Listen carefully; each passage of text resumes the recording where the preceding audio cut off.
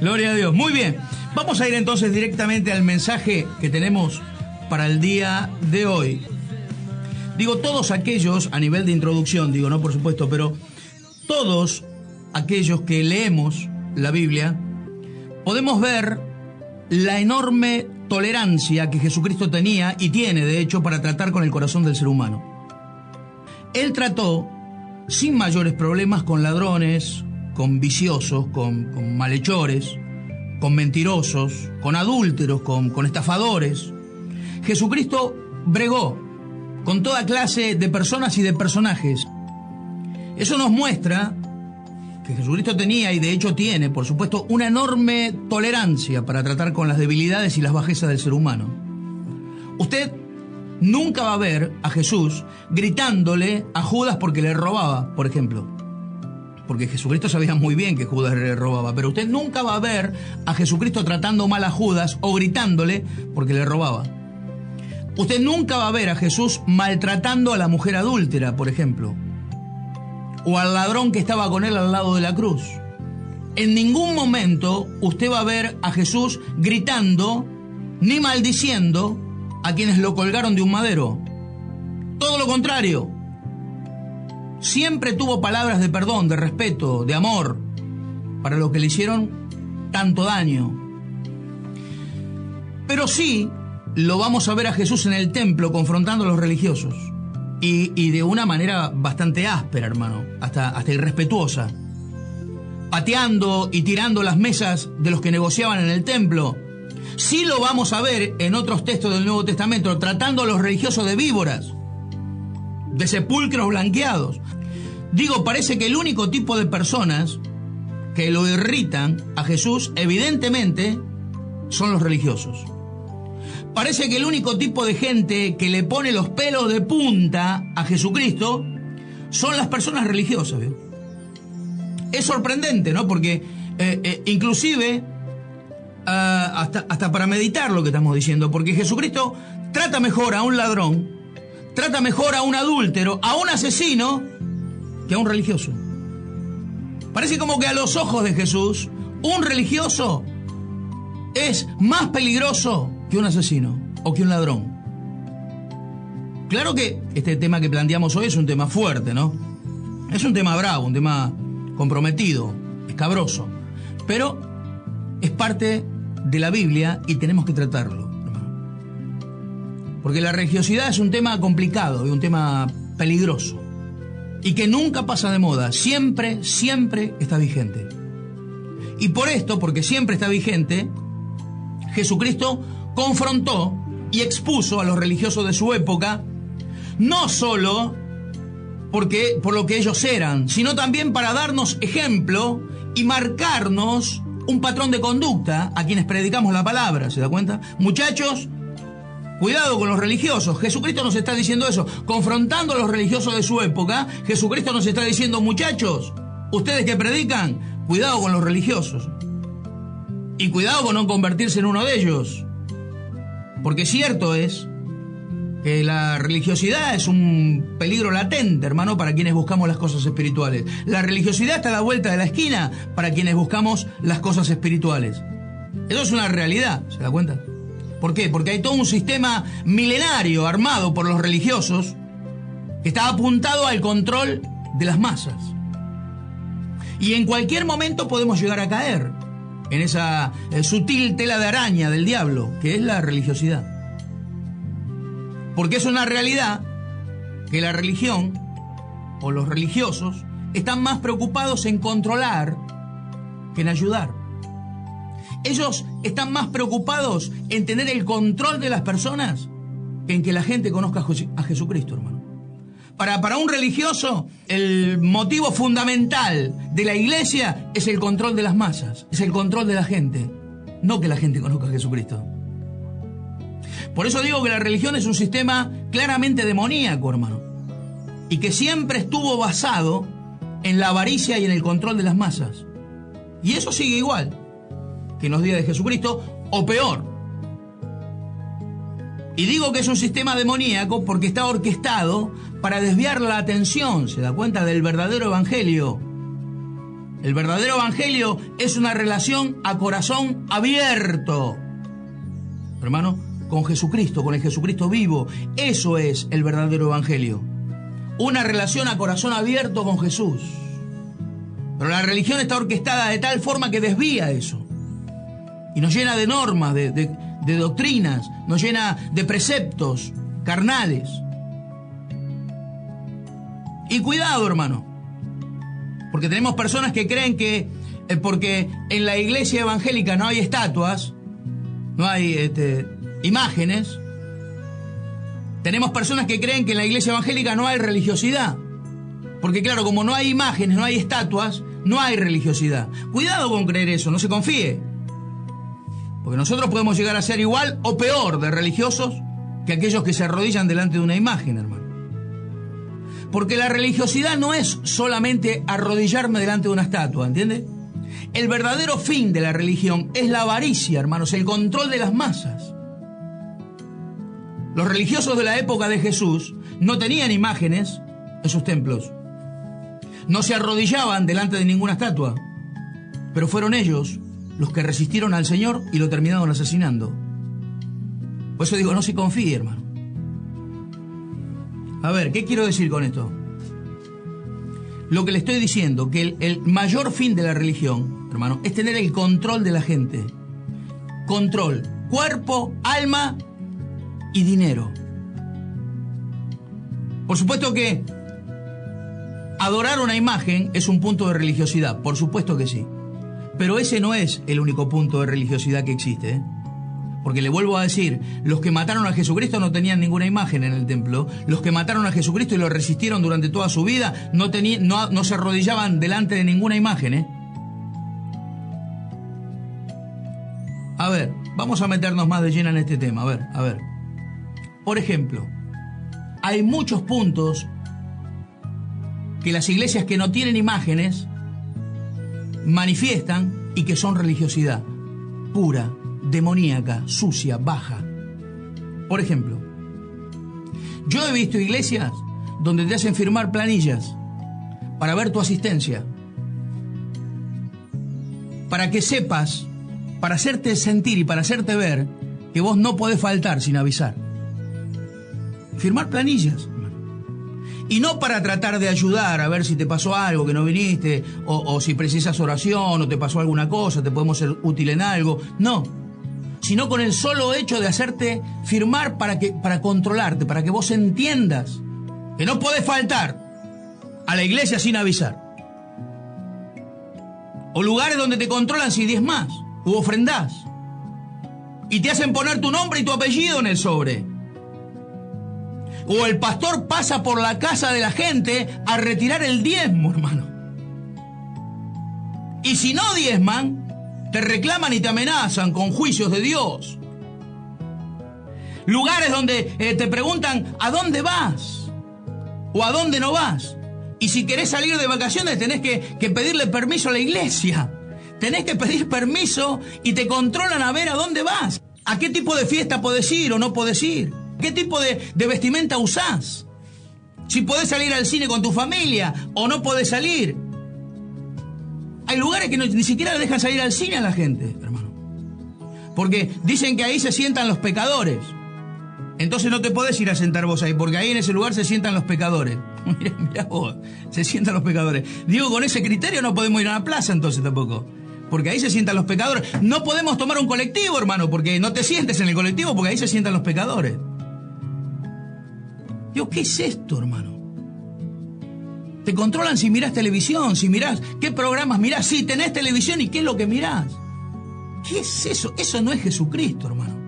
Yo se lo digo con mucha fuerza y con mucha autoridad de parte de Dios. Eso no es Jesucristo. No registra la Biblia que Jesús se haya metido en esa área de la gente nunca, jamás, hermano. El evangelio que desciende del cielo, es libertad, hermano. El evangelio que desciende del cielo no es control, no es controlar a las personas. El evangelio que desciende del cielo es perdón, es restauración, es salvación. Es una relación viva, a corazón abierto con Jesucristo. Eso es el evangelio, no una religión. una relación a corazón abierto con Jesús. Es su Espíritu Santo que me guía, amado. No es la iglesia que controla, ¿se da cuenta? Es su Espíritu Santo que tiene el control de toda mi vida y que me guía a toda verdad y que me dice lo que está bien y lo que está mal. Nunca podrá ser la iglesia la que controla a la gente con su sistemita religioso. Es Jesucristo el que tiene toda soberanía sobre todo lo creado, sobre todo ser humano y sobre toda la creación. Es su Espíritu Santo el que tiene ese control y que me guía a toda verdad. Hay muchos textos que golpean muy fuerte con respecto al tema de la religión. Quería charlar hoy sobre una historia que narra la Biblia y que habla mucho de religión, ¿vio? Habla mucho de religión. Un texto muy conocido está en Juan, San Juan capítulo 9. San Juan capítulo 9,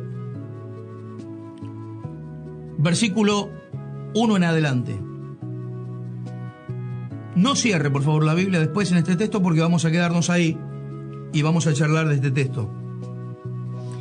Dice así, San Juan capítulo 9, versículo 1 en adelante, dice así. Al pasar Jesús vio a un hombre ciego de nacimiento y le preguntaron sus discípulos diciendo, Rabí, ¿quién pecó, este o sus padres para que haya nacido ciego? Respondió Jesús, no es que pecó este ni sus padres, sino para que las obras de Dios se manifiesten en él. Me es necesario hacer las obras del que me envió. Entre tanto que el día dura, la noche viene, cuando nadie puede trabajar. Entre tanto que estoy en el mundo, luz del mundo soy. Dicho esto, escupió en tierra e hizo lodo con la saliva y untó con el lodo los ojos del ciego. Y le dijo, ve a lavarte al estanque de Siloé, que traducido es enviado. Fue entonces, se lavó y regresó viendo. Entonces los vecinos y los que antes habían visto que era ciego decían, ¿no es este el que se sentaba y mendigaba? Unos decían, este es, y otros decían, a él se parece, y él decía, yo soy. Digo, quise extraer este texto y charlar un poco en este día de él, porque me sorprende la pregunta de los discípulos a Jesús. ¿Quién pecó? ¿Este o sus padres? Jesús le dice, nadie pecó. Es para que la gloria de Dios se manifieste sobre esta persona. Es para que Dios sea reconocido y glorificado. Esto no es un tema de pecado, es un tema de gloria. ¿Sabe por qué ellos le preguntan eso, hermano, a Jesús? ¿Sabe por qué ellos le preguntan, ¿quién pecó, este o sus padres? Porque estos muchachos tenían metida, los discípulos de Jesús, tenían metida en el corazón la religiosidad que les habían enseñado durante 400 años de silencio. Religión, normas, dogmas, conceptos. 400 años de silencio de Dios habían hecho un pueblo completamente religioso. Sus sacerdotes enseñaban religión, vivían religión. Porque la religión aparece cuando no hay palabra de Dios, hermano. La religión aparece cuando no hay manifestación de Dios. La religión es una imitación, baja, por supuesto, burda, de lo verdadero. La religiosidad aparece cuando Jesucristo no está. Cuando hay silencio de parte del cielo, ahí aparece la religiosidad, la apariencia, ¿vio? Para disimular, para hacer callar de alguna manera la conciencia que grita desesperada por su creador. Pero que ya está cauterizada, ¿vio? Por años de fingir, de aparentar. Pero le digo algo, hermano. A esos muchachos, a los discípulos, Jesús les abrió los ojos. A esos muchachos, Jesucristo les abrió los ojos de la religiosidad. Los sacó de la religiosidad. Les abrió los ojos. A mí también me los abrió. Y la verdad, ya no los puedo cerrar, hermano. ya no los quiero cerrar. Y eso sucede cuando Jesús le abre los ojos a la gente, ¿vio? La gente ya no quiere cerrar los ojos. Y quiere que le diga más. A mí Jesús me abrió los ojos en la calle, hermano. Porque es ahí donde lo encuentra Jesús al ciego, en la calle. No lo encuentra en una iglesia, lo encuentra en la calle. Y ahí en la calle Jesucristo le abre los ojos. Y en la calle me los abrió a mí. Y cuando Jesús te abre los ojos, lo primero que uno quiere hacer es contarle a otra persona, ayudar a otra gente a que conozcan lo que uno conoció. Y eso, hermano, es algo que los religiosos no tienen, el salir a predicar a la calle. Eso es algo que un religioso carece, el deseo de salir a predicar a la calle. Porque si hay algo que le falta a un religioso, es calle, hermano. Estoy hablando en el sentido de la evangelización, por supuesto, ¿no? Si hay algo que le falta a un religioso, es calle, hermano. Porque los religiosos la pasan encerrados entre cuatro paredes. Y claro, tienen su eslogan, ¿no?, para justificar el encierro. Mejor que seamos pocos y buenos. Mejor que seamos pocos y buenos. Oiga, si fuesen buenos no serían pocos, hermano. ¿Cómo mejor que seamos pocos y buenos? Si fuesen buenos tendrían las iglesias llenas de gente, hermano. Si son pocos es porque hay un problema ahí. Es porque hay un problema y es grave. Porque si son buenos, entonces estaría la iglesia llena de gente, hermano. ¿Cómo que somos pocos y buenos? ¿Dónde está eso en la Biblia? ¿Sabes las veces que he escuchado eso de la gente religiosa, hermano? Mejor que seamos pocos y buenos. Si fuesen buenos no serían pocos, hermano. Por esto que nosotros nos cuidamos tanto en este lugar, en esta iglesia, en nuestro ministerio, de no perder el deseo de predicar, hermano, el deseo de salir a la calle, el deseo de salir a los hospitales, a las plazas, porque una iglesia religiosa es una iglesia que está metida para adentro, una iglesia que le falta calle. Pero yo le digo algo, mi amigo. Yo sé que hay mucha gente afuera, en la calle, que está apartada de Jesús por causa de que no encajaron en el sistemita religioso que proponen algunas iglesias. Pero Dios está abriendo las puertas para esa gente. Y la puerta somos nosotros. Es usted, soy yo.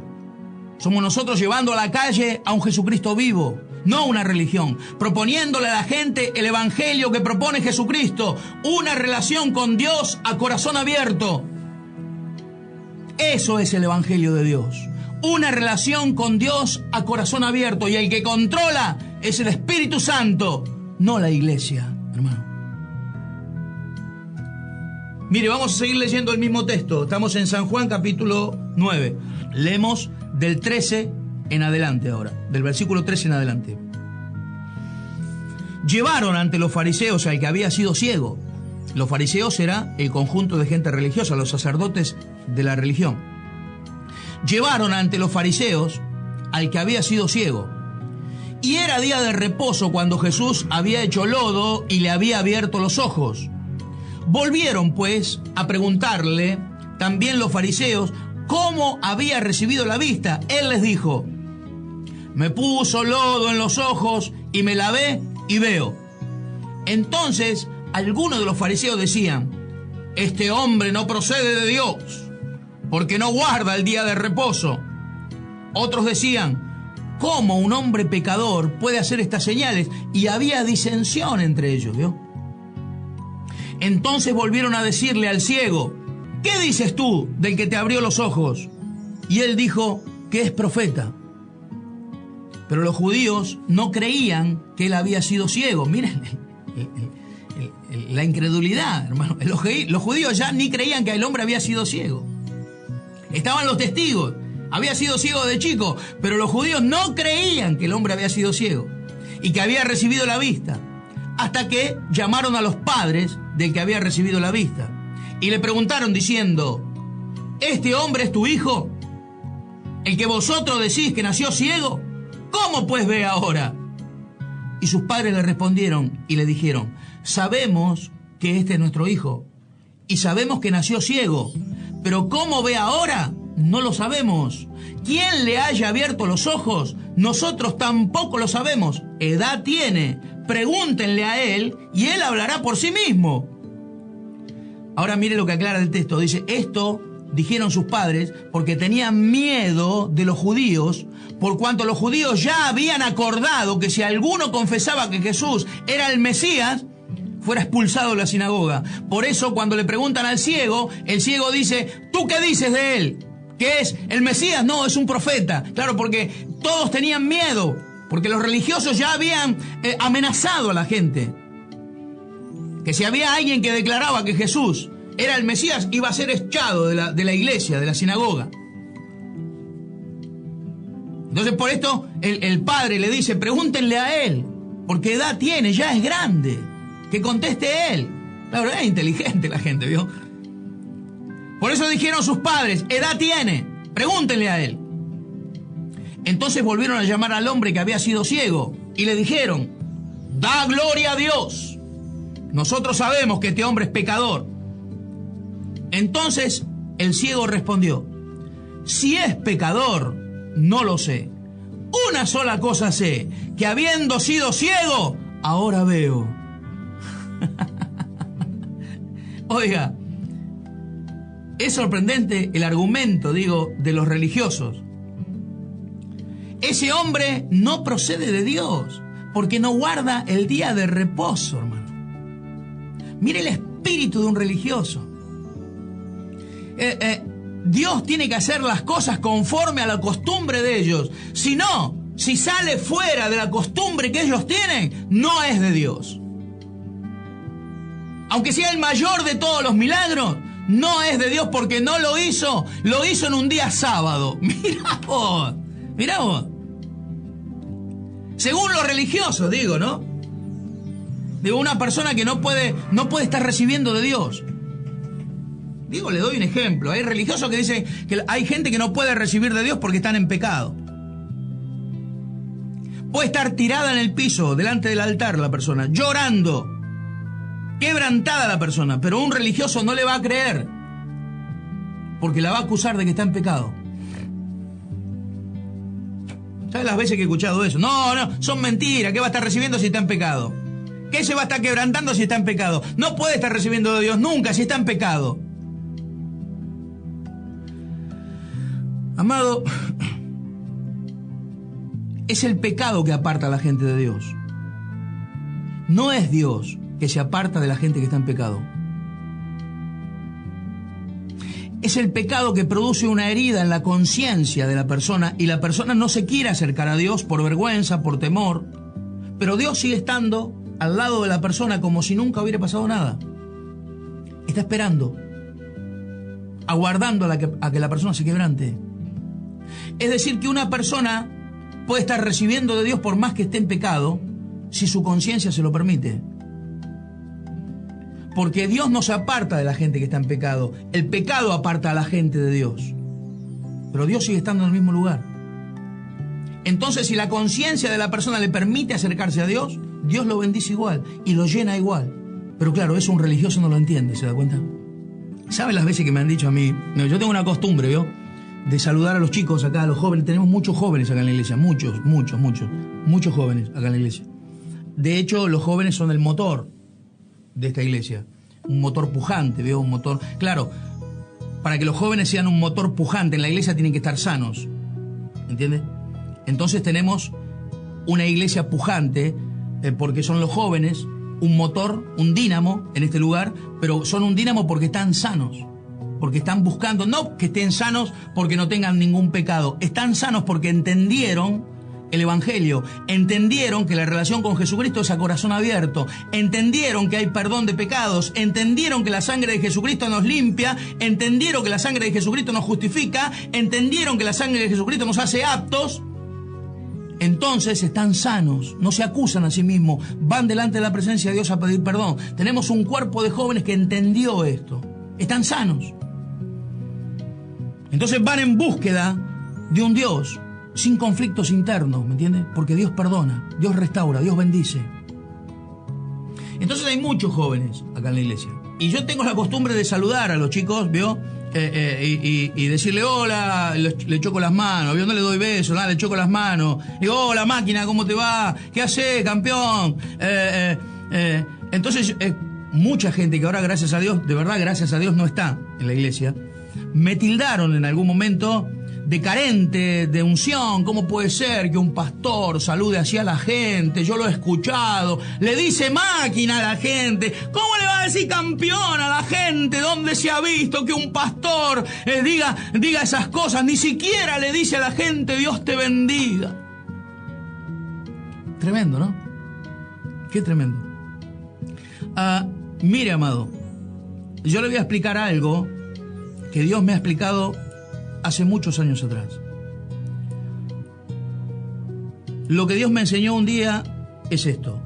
Papi me dijo, usted y yo somos personas benditas para ser de bendición. Estamos bendecidos para ser de bendición. Entonces solamente nuestra presencia bendice a la gente, hermano. Porque Dios está dentro nuestro. No por lo que nosotros somos, sino porque Dios está adentro nuestro. Entonces yo no necesito decirle a usted bendición de Dios para que usted sea bendecido. La bendición de Dios va a caer sobre su vida simplemente porque una persona que tiene el Espíritu Santo de Dios está al lado suyo. Simplemente porque una persona que tiene el Espíritu Santo de Dios está al lado suyo, usted es bendito. La sola presencia de un hermano que tiene el Espíritu Santo de Dios bendice el lugar, o a una familia, o a una persona. Con que usted esté en ese lugar o toque a una persona, la persona es bendecida, sin decirle nada, sin decirle bendición de Dios. La bendición cae sobre la persona porque usted esté ahí solamente, no por lo que uno es, porque el Espíritu Santo está en uno. Pero claro, un religioso no entiende eso, ¿se da cuenta? Nosotros sabemos que ese hombre es pecador, porque ellos tildan de pecador a todos aquellos que no se manejan según sus normas, según lo que ellos creen que es correcto. O si no te congregás en su iglesia, ¿veo? Porque su iglesia es la única santa, inmaculada, y si vos no te congregás allí, entonces sos un pecador. ¿Qué dices tú de él?, le dicen al ciego. Yo no sé. Una sola cosa sé, que habiendo sido yo ciego, después que ese hombre me tocó, ahora veo. Algunos estudiosos creen, hablando del ciego, ¿no? Algunos estudiosos creen, este hombre que estaba ciego de nacimiento, no tenía ojos, o sea, tenía los ojos completamente hundidos para adentro. No sé si alguno de los que escuchas vio alguna vez una persona que no ve de nacimiento, que tiene los ojos completamente hundidos para adentro. Entonces algunos estudiosos creen que este hombre no tenía ojos. Y por esta razón Jesucristo le pone barro para poder hacerle los ojos de nuevo. Porque todavía seguimos siendo barro en las manos de Dios, hermano. Claro, esto cuando los religiosos ven que Jesucristo escupe en el barro y le pone barro en los ojos, creo que es una aberración, es una locura, vamos a hacer una cosa así. Pero para Jesucristo era normal, porque Él ya lo había hecho esto. Él ya lo había hecho cuando nos creó del barro a todos, al primer ser humano. Entonces lo vuelve a repetir, para Él no era nada nuevo esto. Para los que estaban viendo era una locura, era algo nuevo, pero para Jesucristo no era nada nuevo, porque ya lo había hecho en la creación. Entonces le vuelven a decir al hombre, estoy en San Juan 9:30, y respondió el hombre y le dijo, pues esto es maravilloso, que vosotros no sepáis de dónde sea, y a mí me abrió los ojos. Y le sigue diciendo, les empieza a predicar, y sabemos que Dios no oye a los pecadores, pero si alguno es temeroso de Dios y hace su voluntad, a ese oye. Y desde el principio no se ha oído decir que alguno le abriese los ojos a alguien que nació ciego. Si este no viniera de Dios, claro, ¿no? No se puede hacer nada. Él les predica. Respondieron y le dijeron, tú naciste del todo en pecado y nos enseñas a nosotros. Y lo expulsaron de la sinagoga. Y es tremendo. Tú naciste del todo en pecado. Porque, claro, como nació ciego, lo acusaban de que había nacido en pecado. Es por eso que los discípulos le preguntan a Jesús: ¿quién pecó, Señor, este o sus padres? Porque eso era lo que enseñaban los religiosos. ¿Se da cuenta? La religión tiene esas estructuras, esa forma. De estás enfermo, estás en pecado, hermano. Mire usted, ¿qué harían con Job, entonces? ¿Qué harían con Pablo? Tenía una enfermedad, Pablo. ¿Qué harían con Pablo, hermano? ¿Cómo que si estás enfermo estás en pecado, hermano? Los religiosos te tildan. Ah, si está enfermo está en pecado. Mirá vos. Esto sí que es sorprendente. Le dice el ciego, hermano, el que había sido ciego y ahora veía. Esto sí que es sorprendente. No lo que ustedes me están diciendo, no lo que ustedes me están preguntando. Lo que yo les digo sí que es sorprendente. Yo no veía y ahora, porque este hombre me tocó, veo. Y ustedes, que dicen que son hombres de Dios, me pusieron la mano encima cuánta cantidad de veces para orarme y siempre seguí ciego.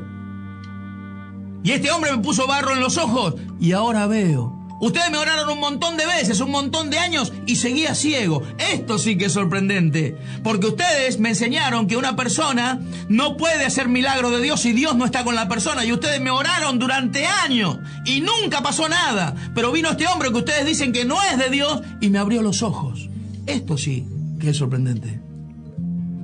Porque las personas religiosas están tan alejadas de Jesús que cuando un recién convertido les viene a predicar, porque esto sucede, hermano, un recién convertido cae en una iglesia donde son todos religiosos, o estoy hablando de la cúpula, de la gente, de la mayoría, porque la gente que enseña es religiosa, ¿me entiendes? Entonces los demás aprenden eso y suelen caer personas nuevas.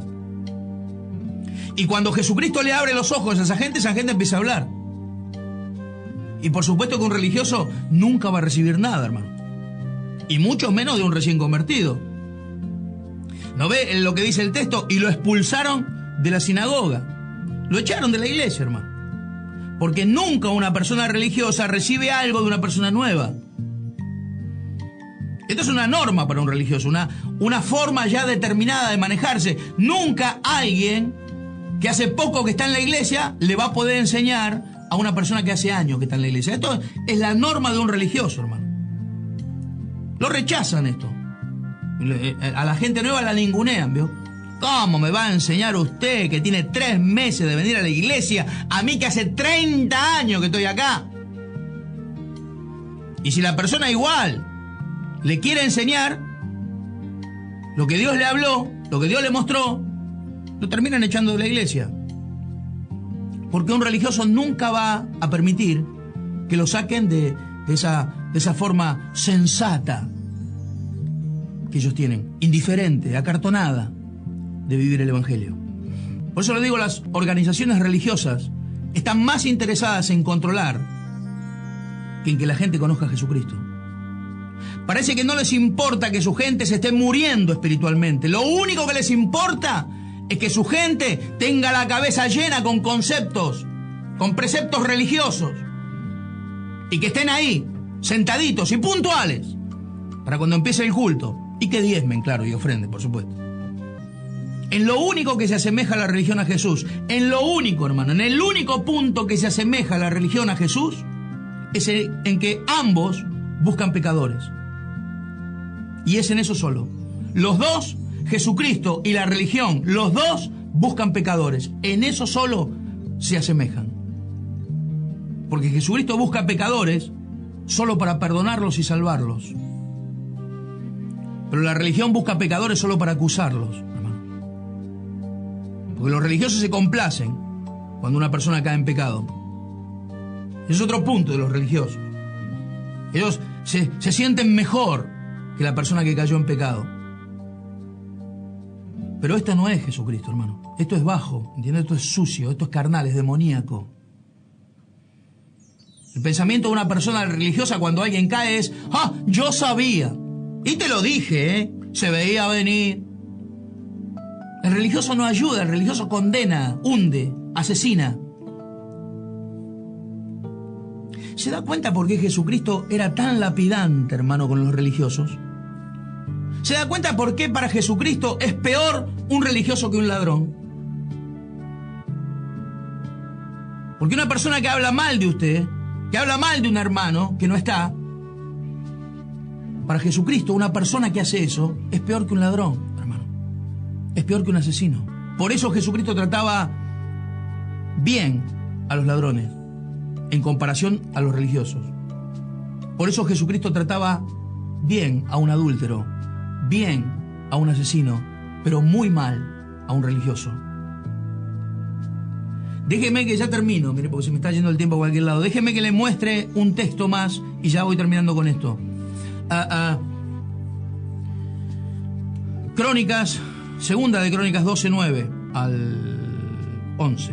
Segunda de Crónicas 12:9 al 11. Dice así: Subió pues Sisac, rey de Egipto, a Jerusalén, y tomó los tesoros de la casa de Jehová y los tesoros de la casa del rey. Todo lo llevó y tomó los escudos de oro que Salomón había hecho. Y en lugar de ellos hizo el rey Roboam escudos de bronce y los entregó a los jefes de la guardia, los cuales custodiaban la entrada de la casa del rey. Y cuando el rey iba a la casa de Jehová, venían los guardias y lo llevaban y después volvían a la cámara de la guardia. A ver, no, a simple vista el texto no parece estar hablando de religión, pero quiero mostrarle esto, mire. Parece que Jerusalén, Israel, había perdido toda su gloria, todo su esplendor por causa de, claro, se habían apartado de Dios. Entonces habían perdido todo su poderío, toda su gloria, todo su esplendor. Y había venido el rey de Egipto y había rodeado Jerusalén y había tomado Jerusalén y había entrado dentro del templo y se había llevado los escudos de oro. Entonces los escudos de oro eran los que se ponían cuando el rey salía y los escudos de oro mostraban la gloria del reino, ¿entiende? Pero claro, el rey de Egipto se había llevado los escudos de oro. Entonces, ¿qué hizo el rey que estaba en Jerusalén en ese tiempo? Hizo hacer escudo de bronce y los hizo pulir bien. Entonces, cuando el rey salía, los escuderos, los soldados venían con los escudos de bronce, que pulido al sol parecía oro. Sí, pero no era oro, era bronce. Habían cambiado lo verdadero, ¿entiende? Por lo falso. Aparentaban lo que no es. Trataban de seguir como si no hubiese pasado nada, ¿vio? Para que nadie se dé cuenta, porque el pueblo no entiende, el pueblo ¿qué sabe? Entonces hagamos escudo de bronce, los pulimos bien y al sol parece oro, pero no es oro, es bronce. ¿Sabe por qué la religión se encuentra tan metida en el corazón del ser humano, amado? Porque todos sabemos muy bien lo que es encontrarse con el Dios vivo. Y la gente prefiere cumplir con normas que parecen, pero que no son. Prefiere cumplir con doctrinas humanas, que es similar, pero no es. Antes que entregarle todo el corazón a Dios, al Dios vivo. Porque este Dios que está vivo, este Dios exige, este Dios habla, este Dios pide, este Dios ve, este Dios escucha. Entonces, claro, preferimos la apariencia, preferimos los escudos de bronce. Parece oro, pero es bronce. Por eso la gente prefiere arrodillarse delante de una imagen o ir detrás del gauchito Gil. Porque claro, si esto no piden nada, ¿vio? Es por esto que la religiosidad tiene tantos adeptos, hermano, porque el corazón del ser humano no quiere encontrarse cara a cara con su Creador. La Biblia dice que en el momento que el hombre y la mujer caen en pecado, el primer hombre y la primera mujer caen en pecado, en ese mismo momento trataron de esconderse de la presencia de Dios. Y la cosa no ha cambiado mucho, en estos miles de años. El corazón del ser humano sigue tratando de esconderse de su Creador. Nos escondemos detrás de la religiosidad, ¿vio? Detrás de una máscara, detrás de de una apariencia. Eso es en la iglesia. Pero en la humanidad, la gente trata de esconderse de Dios todo el tiempo. La gente trata de buscar otros dioses. Que no pidan, que no exijan tanto como exige este, ¿no? Y el mundo está manejado por gente que tiene mucho dinero, hermano. Y esa gente que tiene mucho dinero financia viajes a la Luna, a Marte, ¿vio? A Júpiter. Ahora están tratando de ir a Saturno y a Venus y a cuánto planeta. Porque claro, van en busca de otras culturas, ¿vio? En busca de otros dioses. Que no exijan, que no pidan tanto como este. Pero no hay. No encuentran nada. Desde hace miles de años, la pregunta de Dios sigue siendo la misma. ¿Dónde estás tú? ¿Por qué te escondes de mí? Te pregunta Dios, ¿encontraste algo fuera de mí? ¿Sos feliz? ¿Encontraste paz con ese sistemita religioso? ¿O estás cada vez peor, más perturbado, más agobiado, más cansado? Yo te digo, si vos estás sin Dios, si vos estás viviendo en la religiosidad, yo te digo de parte de Dios y con mucha fuerza hoy, la vida es mucho más de lo que vos estás viviendo. La vida es mucho más preciosa, mucho más fuerte de lo que vos estás viviendo hoy. No te llamó Dios. Si vos estás viviendo en un sistemita religioso, te digo, no te llamó Dios para estar viviendo como estás viviendo hoy. Te llamó para tener una relación abierta con Jesús, a corazón abierto. La Biblia dice, y termino con esto, ¿por qué gastáis el dinero en lo que no es pan? ¿Por qué trabajas tanto en lo que no sacia? Oídme atentamente y venid a mí, y comed del bien, y se deleitará vuestra alma con abundancia. Inclinad tu oído y venid a mí, dice tu Dios, y vivirá vuestra alma, y haré con vosotros